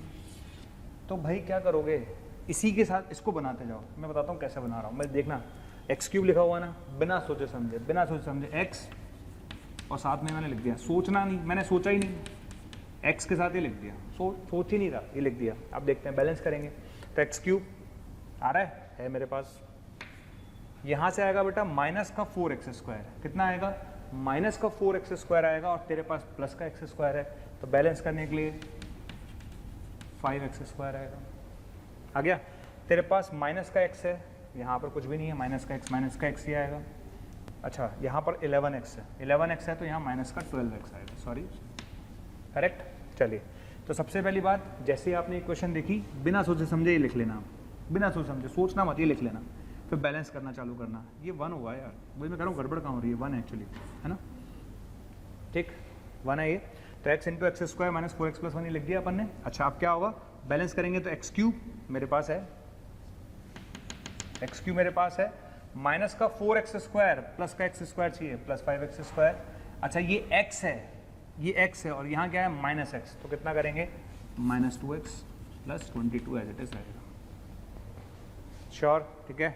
इसको बिना सोचे समझे दुनिया से विदा कर दो, कर दिया, इसको बिना सोचे समझे दुनिया से विदा कर दो। यहाँ तक आ गया। अब क्या करेंगे, वापस 5 बिना सोचे समझे दोबारा ये लिख लो आप, तो सोचना मत, दोबारा बिना सोच समझे लिख लो, खत्म। अब बैलेंस करो, 5x² है मेरे पास, माइनस का 20x मेरे पास, तो 2x है, तो प्लस का 18x, ठीक है, प्लस का 18x, ठीक है। और क्या चाहिए, 5, और यहाँ 22 है तो 17x, ये बचेगा। श्योर, पक्का है, इसमें कोई दिक्कत नहीं है। यहाँ तक आ गए। ये चीज़ क्या हो गई बेटा, ये चीज़ 0 हो गई है, तो आपका आंसर कितना आएगा, आपका आंसर आ जाएगा 18। x की जगह रखेंगे अपन 2 + √3 + 17, तो आपका आंसर आएगा 36, 53, 36 और ये 53 + 18√3, ये आपका आंसर है, राइट है। चलिए अब दूसरा क्वेश्चन करिए, आप लोग ट्राई करिए। फंडा वही रहेगा जो मैंने फंडा सिखाया है, फंडामेंटल में कोई चेंज नहीं आने वाला है, बस फंडामेंटल वही है कि जो इरेशनल वाला पार्ट होता है ना, इरेशनल वाले पार्ट को छोड़ दो आप, यानी √3 को छोड़ के स्क्वायरिंग कर लो, दोनों तरफ स्क्वायरिंग करते इक्वेशन टाइप की बन जाएगी और उसी को बनाते जाओ, बार बार बनाते जाओ, फिर बैलेंस करते जाओ, फिर बनाते जाओ, फिर बैलेंस करते जाओ, लास्ट में कुछ ना कुछ बचेगा, अपना आप आंसर आ जाएगा आपका। ओके, चलिए इस वाले पार्ट का आंसर देख लेते हैं, क्या होगा इस वाले पार्ट का आंसर देख लेते हैं।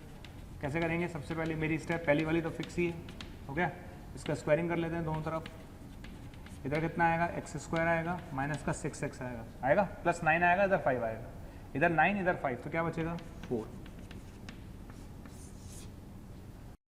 आगे, अब आगे बढ़ते हैं, ठीक है। अब आपने मुझसे ये पूछा है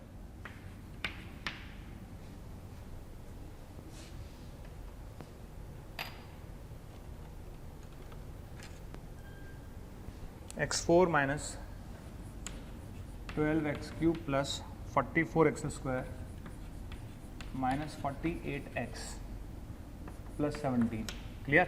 तो बिना सोच समझे पहले तो ऐसे लिख लो, x की पावर 4 है ना, तो पहले ऐसे लिख लो बिना सोचे समझे, बिना सोचे समझे लिख लो ऐसे। अब भाई ये चीज़ तो बनानी है मुझे, तो x की पावर 4 हाईएस्ट है, तो x² को आगे करके लिख लिया। अब बैलेंस करना चालू करते हैं, करिए बैलेंस। x की पावर 4 आ रहा है, यहाँ से 6x³ आएगा, मुझे माइनस का 12x³ चाहिए, तो माइनस का 6x³, यहाँ पर 4x² है, मुझे चाहिए 44, कितना बचा 40x², ठीक है, माइनस का 40x प्लस 17, ये चीज़ 0। समझ में आ गया, श्योर है, आगे बढ़ जाऊँ, आगे बढ़ते हैं। यहाँ माइनस का 6x³ लिखा हुआ है, तो बिना सोचे समझे सबसे पहले क्या लिखूंगा, माइनस का 6x और वापस वो लिख देना। आप सोचना नहीं है, सोचना नहीं है, बस x³ है तो माइनस 6x कॉमन लेके एज इट इज लिख देना, फिर देखते हैं बैलेंस करेंगे, फिर बैलेंस करेंगे। तो माइनस का 6x³ ये आ गया, ये आएगा 36x², या 40x² है, 4x² एक्स्ट्रा बच गया। ये आएगा माइनस का 24x, यहाँ कितना है माइनस का 48, तो 24x प्लस 17, बैलेंस कर दो, ये चीज़ वापस 0 हो गई, हो गई, श्योर। आगे बढ़ जाते हैं, आगे क्या करेंगे, वापस 4x² है तो 4 लिख लिया कॉमन, x² माइनस बिना सोचे समझे मैं तो ये लिखूंगा बार बार, मैं तो ये लिखता हूँ बार बार। अब कॉम बैलेंस करो, 4x² है, 24x है, 16 या 17 तो +1, ये कितना हो गया 0, कितना आंसर आएगा बेटा 1, करेक्ट है, तो उसका आंसर 1 आ जाएगा, है ना। तो ये पैटर्न है, इस तरह से करना है, तो ये स्टाइल है ऐसे क्वेश्चंस को करने का। तो कल को कभी भी ऐसा क्वेश्चन नजर आए तो परेशान नहीं होना है, स्टाइल समझ में आ गया, स्टाइल क्या है, जो आप यहाँ से लोगे वो बनाते जाओ बार बार, बस उसे बनाते जाओ, क्रिएट करते जाओ, 0 करते जाओ, तो लास्ट में सॉल्व होने के बाद कुछ या तो सीधी वैल्यू आ जाएगी या पिछले वाले क्वेश्चन की तरह आ जाएगा, है ना। तो हम क्वेश्चन लेते हैं कि x² प्लस 1/x² की वैल्यू 14 है, ओके। तो आपको बताना क्या है, फाइंड वैल्यू ऑफ, पहला पार्ट x³ प्लस 1/x³ की वैल्यू क्या होगी, और दूसरा पार्ट x5 प्लस 1/x5 की वैल्यू क्या होगी, करेक्ट। ये क्वेश्चन पूछना है, सिंपल क्वेश्चन है, तो है ना, ये तो जस्ट ऐसे ही मोटिवेट करने के लिए कि हाँ कि यार अपन कर लेंगे, राइट है। देखिए आपको इसकी वैल्यू चाहिए और आपको इसकी वैल्यू चाहिए, मेरे ख्याल से इसमें दिक्कत नहीं आएगी, थोड़ी बहुत दिक्कत इसमें आ सकती है बच्चे को, है ना। अच्छा, x² प्लस 1/x² अगर 14 है तो उसको मैं लिख सकता हूँ x प्लस 1/x² और -2, समझ में आ गया, इतना तो आप लिख ही लोगे, तो सिंपल सी बात है। अगर ये एक्सप्रेशन मेरे पास लिखा हुआ है a² प्लस b², तो a² प्लस b² क्या होता है भाई, a² प्लस b² होता है a प्लस b का स्क्वायर माइनस 2ab, ये कैंसिल हो गया। तो यहाँ से x प्लस 1/x² कितना हो गया 16, तो यहाँ से x प्लस 1/x कितना हो गया 4, है कि नहीं है, आ गया। तो ये बात तो तय है कि मेरे पास इसकी वैल्यू आ गई है, आ गई। अब अच्छा ये ध्यान रखना प्लस माइनस क्यों नहीं लगाया, क्योंकि x पॉजिटिव बोला है मैंने, x क्या बोला था पॉजिटिव, राइट है। चलिए आ गया। अच्छा अब देखिए ये वाला पार्ट आने के बाद ये वाला बच्चे सारे बच्चे कैलकुलेट कर लेंगे, इसमें दिक्कत नहीं है, इसमें दिक्कत आ सकती है, ये तो आप कर लोगे। कैसे, a³ प्लस b³ क्या होता है, a प्लस b का होल क्यूब माइनस 3ab, और a प्लस b ये होता है कि नहीं होता, ये हो जाएगा, ठीक है। तो इस फॉर्मूले से मैं a वाला तो कर लेता हूँ, तो x³ प्लस 1/x³ को मैं लिख सकता हूँ एक्स प्लस 1/x का क्यूब माइनस 3x 1/x और x प्लस 1/x। श्योर है? x प्लस 1/x बताओ कितना है? x प्लस 1/x बेटा 4 है, तो 4 का क्यूब आ गया माइनस ये 3 आ गया और x प्लस 1/x कितना आएगा? 4 आ गया। ठीक है, तो यहाँ 4 का क्यूब माइनस 3 इंटू 4 कितना आएगा? 64 माइनस 12 कितना आंसर है बेटा? 52। कितना आंसर है? 52। समझ आ गया? तो एक आंसर तो आ गया है ना। बी के लिए मैं आपको टाइम दे रहा हूँ, करिए। बी पार्ट को करने के लिए मैं टाइम दे रहा हूँ 1 मिनट का, करिए। चलिए देखते हैं, है ना, स्टार्ट करें। देखिए सबसे पहली बात सोचो कि ये चीज़ कैसे लिखी जा सकती है। ये सोचो पहली बात, ये लिखा कैसे जा सकता है। तो x5 प्लस 1/x5, इतना तो मैं भी समझता हूँ कि x³ प्लस 1/x³ को अगर मैं x² प्लस 1/x² से मल्टीप्लाई करूँ तो क्या आएगा? x की पावर 5 आएगा, 1/x की पावर 5 आएगा। 2 टर्म एक्स्ट्रा आएंगे, कौन कौन सी? जब इसको इससे करूँगा तो x, और जब इसको इससे करूँगा तो 1/x, तो 2 टर्म एक्स्ट्रा आ जाएंगी, यानी x प्लस 1/x एक्स्ट्रा आएगा, उसको हटा दो, खत्म बात, सिंपल। ठीक है, तो इसको लिखना कोई बड़ी बात नहीं है, ये दोनों का फील आएगा आपको, वैसे भी क्वेश्चन रिलेट कर रहा है। पर आपको सब्ट्रैक्ट क्या करना है? यहाँ से एक टर्म एक्स्ट्रा आएगी 1/x की, यहाँ से एक टर्म आएगी x की, वो दोनों सब्ट्रैक्ट कर दो। सबकी वैल्यूज आपके पास हैं। इसकी वैल्यू कितनी है? 52। ओके, इसकी वैल्यू कितनी है? x² प्लस 1/x² की वैल्यू उसने दे रखी थी ना, 14 दे रखी है। और x प्लस 1/x की वैल्यू कितनी है? 4। देख लेते हैं कितना आएगा। तो ये आ जाएगा 270 40 70 और 728 माइनस 4, कितना आंसर आएगा? 724 is the correct answer. Correct है, तो इस क्वेश्चन का आंसर जो आएगा बेटा 724 आएगा, राइट है। तो चलिए, इस तरह के क्वेश्चंस हमने बहुत सारे देख लिए हैं, है ना। मैंने बहुत क्वेश्चंस कराए आपको, बहुत जम के प्रैक्टिस कराई है क्वेश्चंस की मैंने। ठीक है, क्वेश्चंस हमने बहुत, क्वेश्चंस पे क्वेश्चंस हमने बहुत प्रैक्टिस की है। तो अब आपको करना है क्या भाई? देखिए, जब भी आप करें, मेरी ये एडवाइस है कि आप जब भी करें क्वेश्चंस को सॉल्व करें तो पहले जैसे आप थ्योरी देख लो, थ्योरी देख लिया, फिर जब क्वेश्चन आए तो 1-2 क्वेश्चन आप समझ लो, फिर जब नया क्वेश्चन आने लगे तो आप पहले उसको सॉल्व करने की कोशिश करो। फिर आपसे सॉल्व नहीं हो तो फिर आप टीचर का सॉल्यूशन देखो, फिर दोबारा क्वेश्चन नया आया, फिर उसको देखो, फिर नहीं हो फिर दोबारा उसका सॉल्यूशन देखो। तो हमेशा कोशिश करते रहो कि आपसे क्वेश्चन आ रहा है कि नहीं आ रहा, क्या आप क्वेश्चन को कनेक्ट कर पा रहे हैं। आप जब सॉल्यूशन देखो तो आप ये सोचो कि यार इस क्वेश्चन में ऐसा क्या था कि जो मैं नहीं सोच पाया। ठीक है, ये चीज़ें आपको सोचनी है, तभी तो आप अच्छा कर पाओगे भाई। जब IIT का पेपर होता है तो क्वेश्चंस क्या आते हैं बेटा? अनसीन आते हैं बेसिकली, क्वेश्चन सीन नहीं आते, वहाँ पे अनसीन क्वेश्चंस आते हैं। तो आपके पास क्या होना चाहिए? आपके पास सिर्फ कॉन्सेप्ट होना चाहिए। एक लड़ाई है जो आप जीतना चाहते हैं तो वो सिर्फ कॉन्सेप्ट के दम पर ही जीती जा सकती है। चलिए, तो हम नेक्स्ट लेक्चर में बात करेंगे किसकी? नेक्स्ट लेक्चर में बात करेंगे हम फॉर्मेशन ऑफ क्वाड्रेटिक इक्वेशन की, किस तरह से हम क्वाड्रेटिक इक्वेशन को फॉर्म कर सकते हैं। ओके, चलिए, थैंक यू।